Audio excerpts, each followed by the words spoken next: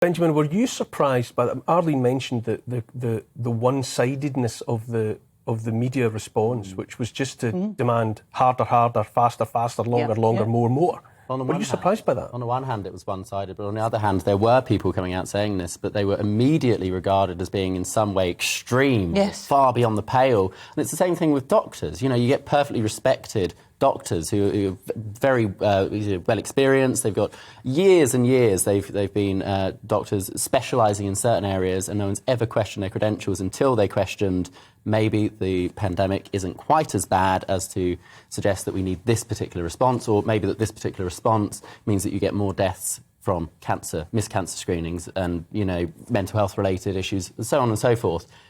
But those people were immediately sidelined. They were called extremists, and they were cast out of polite society. Who's doing this? Because there was only one science.